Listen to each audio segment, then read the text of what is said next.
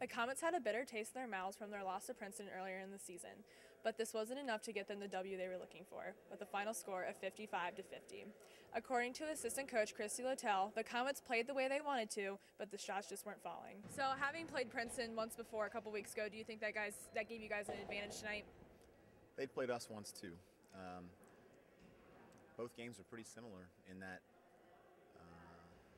we held their key players to pretty much what we wanted to do. You know, tonight, their two leading scorers, who average somewhere around 32 to 34 points, somewhere in there together, scored 14 total. And a guy who was 5 for 11 on the season, shot 7 for 7 and had 17 points. And so it's been a little bit weird how we've lost the two to them.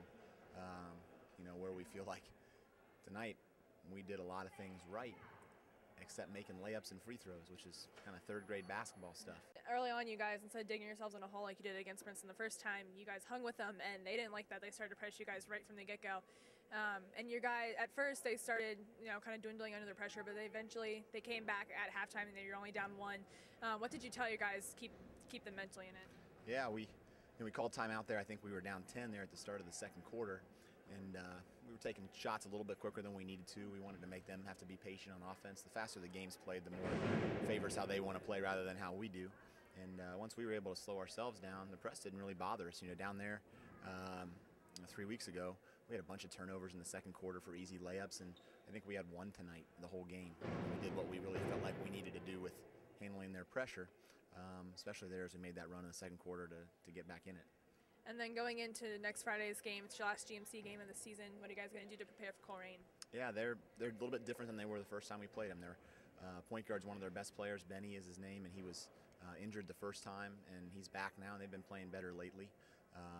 It's kind of a similar team to Princeton, really, in that they're not a team that runs a lot of half-court offensive sets. They want to pick up the pace of the game and play faster, and they're athletic and a little bit harder to guard, and so it's not a whole lot different than what we wanted to do tonight. Hopefully we do it a little bit better. Mesa will try and finish out their conference schedule next week with a win over Coleraine. I'm Megan Stamper, NBC Sports.